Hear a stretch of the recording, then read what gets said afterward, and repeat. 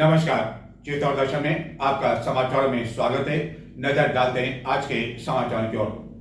रविवार को social media पर एक खबर ने हर किसी को चौंका दिया। कई तरह के सवालिया निशान लगाए जाने लगे, प्रश्न एक दूसरे से पूछे जाने लगे। खबर यह थी कि चित्तौड़गढ़ के विधायक चंद्रभान सिंह आकिया जिला कबड्डी संघ के निर्विरोध जिलाध्यक्ष निर्वाचित घोषित किए गए एवं अन्य पदों पर भी निर्विरोध निर्वाचन हुआ। हर कोई सवाल यह पूछने लगा कि आखिरकार विधायक के पद पर रहते हुए आकिया को इस छोटे से पद के लिए यानी कि कबड्डी संघ के जिलाध्यक्ष बनने की नौबत क्यों आई। हालांकि स्वयं आकिया कबड्डी खेल चुके हैं और कबड्डी के खिलाड़ी भी रहे हैं, लेकिन यह दौड़ केवल जिलाध्यक्ष की नहीं है और माना जा रहा है कि आगामी दिनों में कबड्डी संघ के प्रदेशाध्यक्ष के लिए जो चुनाव होंगे उसमें चंद्रभान सिंह आकिया प्रदेशाध्यक्ष यानी कि कबड्डी संघ के हो सकते हैं और उसके पहले यह जिलाध्यक्ष होना आवश्यक था और इसी कारण यह चुनाव हुआ और प्रक्रिया संपन्न हुई और उसमें आकिया निर्विरोध निर्वाचित घोषित किए गए। केवल जिलाध्यक्ष तक यह दौड़ नहीं मानी जा रही है। नीचे से लेकर ऊपर तक जाम ही जाम, चारों ओर जाम। क्या वाहन, क्या ऑटो रिक्शा, क्या दुपहिया वाहन, क्या पैदल, हर कोई इस जाम में फंस गया। जी हाँ, हम बात कर रहे हैं चित्तौड़ के ऐतिहासिक दुर्ग की। शीतकालीन अवकाश अब समाप्ति की ओर है, जबकि कुछ राज्यों में शीतकालीन समाप्त हो चुका है शिक्षण संस्थाओं में, लेकिन इसके बावजूद रविवार को चित्तौड़गढ़ में 5 जनवरी को ऐतिहासिक दुर्ग पर हालत ये थी कि नीचे से लेकर ऊपर दुर्ग तक जो जाम लगा उसके कारण दिन भर पर्यटक काफी अधिक परेशान रहे और शीतकालीन अवकाश के अंतिम दिनों में कम से कम जनवरी के पहले सप्ताह में इस तरह की स्थिति दुर्ग पर देखने को नहीं मिली। ऐसा कई गाइड एवं पर्यटन व्यवसाय पर निर्भर व्यवसायियों आदि ने चित्तौड़ दर्शन को बताया। देश के कई राज्यों में स्कूलों में शीतकालीन अवकाश समाप्ति की ओर है, जबकि कुछ स्थानों पर शीतकालीन अवकाश समाप्त हो चुका है, जिसके बीच रविवार को अवकाश का दिन होने की वजह से चित्तौड़गढ़ के आसपास के जिलों एवं कई राज्यों से हजारों की तादाद में पर्यटकों के ऐतिहासिक दुर्ग भ्रमण के लिए चित्तौड़गढ़ पहुंचे से दिन भर जाम की स्थिति बनी रही। एक साथ कई राज्यों से इतने अधिक पर्यटक दुर्ग पर पहुंचे कि न केवल दुर्ग पर बल्कि दुर्ग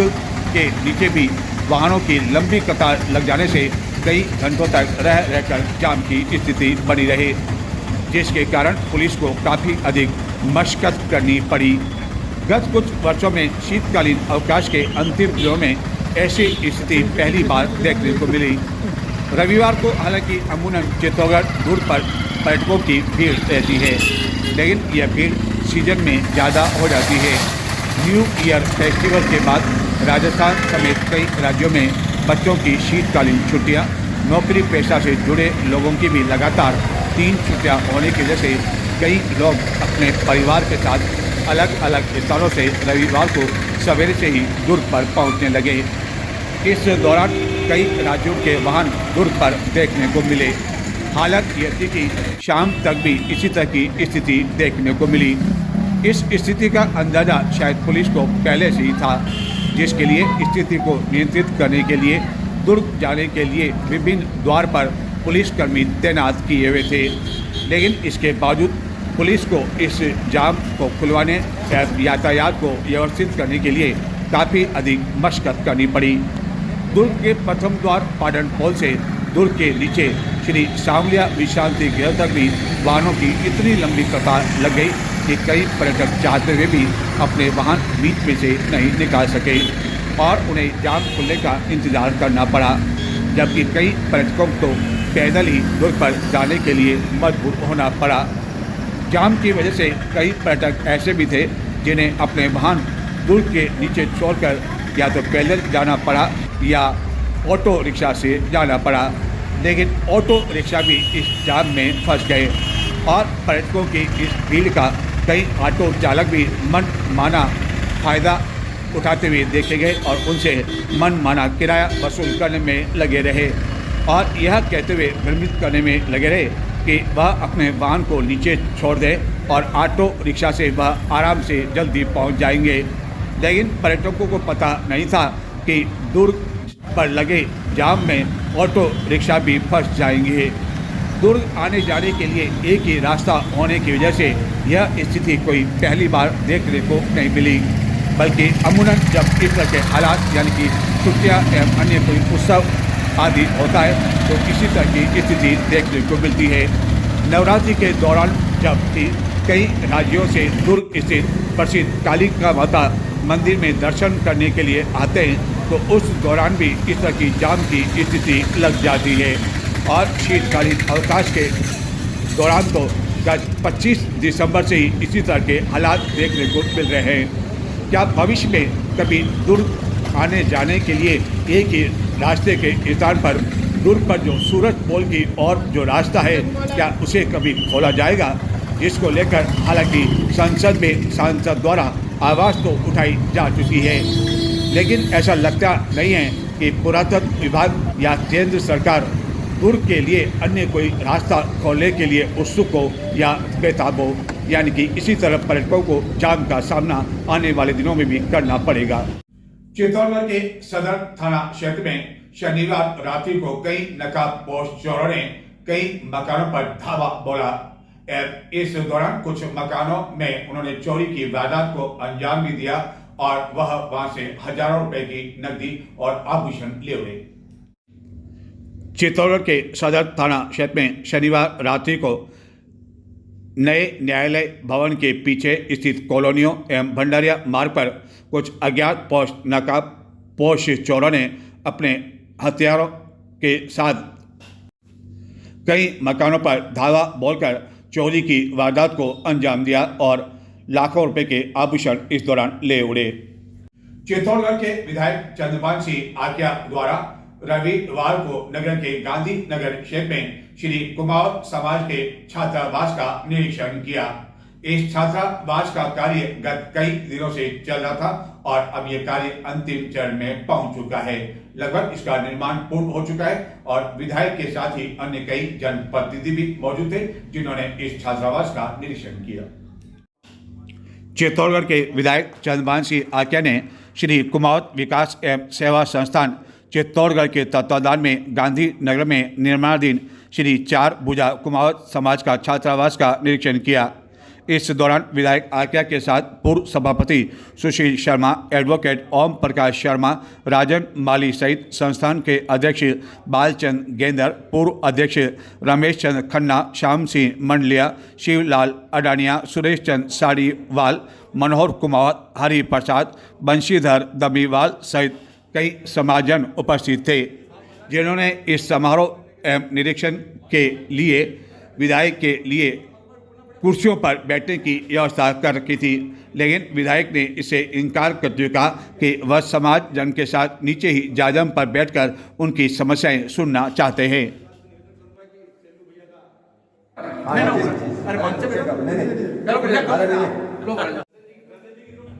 समाज जनों द्वारा इस दौरान विधायक आक्या को इस छात्रावास के लिए उनके द्वारा दिए गए सहयोग के प्रति भी आभार व्यक्त करते हुए बताया कि इस छात्रावास का निर्माण कार्य अब अंतिम चरण में पहुंच चुका है। समाज के कई भामाशाहों द्वारा भी इसके निर्माण के लिए आर्थिक सहयोग प्रदान किया गया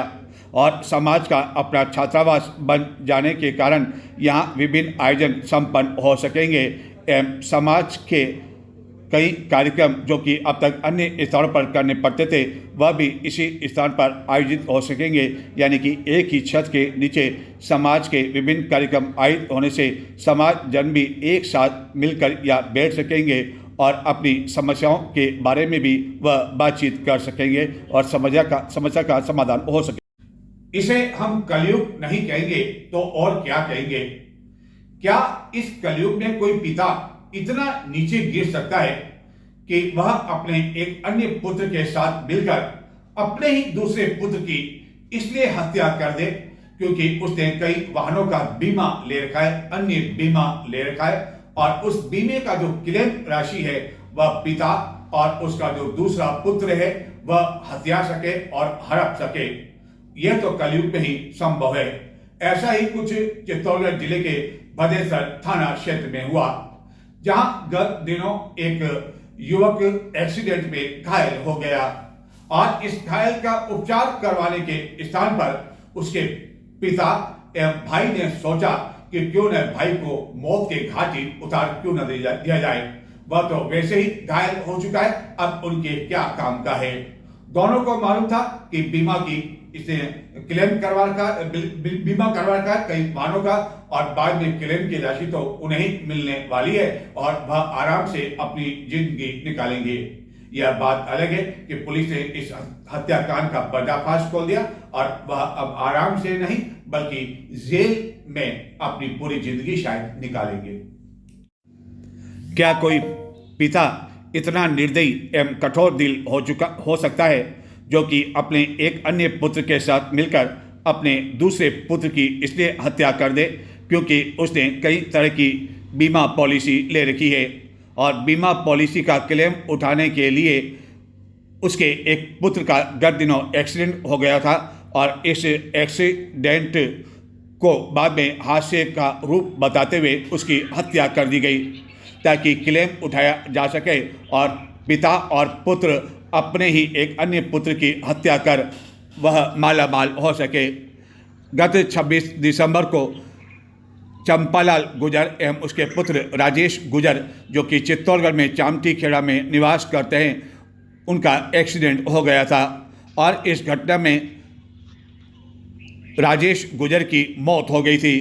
लेकिन जब उसका पोस्टमार्टम करवाया गया तो पुलिस को यह मामला संदिग्ध लगा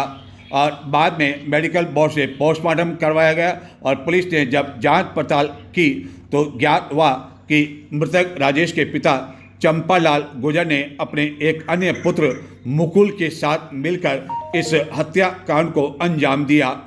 ताकि मृतक राजेश ने विभिन्न वाहनों को लेकर जो बीमा करवा रखा है उस बीमा क्लेम की राशि उक्त निर्दयी एवं कठोर दिल पिता और उसके एक अन्य पुत्र को मिल सके। पुलिस ने इस प्रकरण में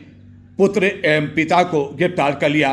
और इसको लेकर पूरे चामटी खेड़ा क्षेत्र में यह चर्चा का विषय बना हुआ है, क्योंकि जब एक्सीडेंट हुआ तो हर किसी के द्वारा यही कहा गया था कि राजेश गुजर का एक्सीडेंट हो गया है। लेकिन बाद में जब उसकी मृत्यु की जानकारी आई तो उस समय से भी यह चर्चा का विषय बना हुआ था कि आखिरकार जिस राजेश की एक्सीडेंट में घायल होने की सूचना आई थी वह आखिरकार मृत कैसे हो गया। बताया जाता है कि एक्सीडेंट होने के बाद पिता और पुत्र ने मिलकर उसकी हत्या कर दी और पुलिस को यह बताया कि राजेश गुजर की एक्सीडेंट में मौत हो गई है ताकि बीमा कंपनी को भी इस बारे में जानकारी दी जा सके। लेकिन मृतक राजेश के गले में फंदा लगा होने की वजह से पुलिस को संदेह हुआ और बाद में पुलिस ने जब मृतक का मेडिकल बोर्ड से पोस्टमार्टम करवाया गया तो सारा सत्य सामने आ गया कि राजेश गुजर की मौत एक्सीडेंट से नहीं हुई है बल्कि एक्सीडेंट करने के बाद उसे मौत के घाट उतार दिया गया। तो ये थे आज के समाचार। अब मुझे आज्ञा दें। नमस्कार।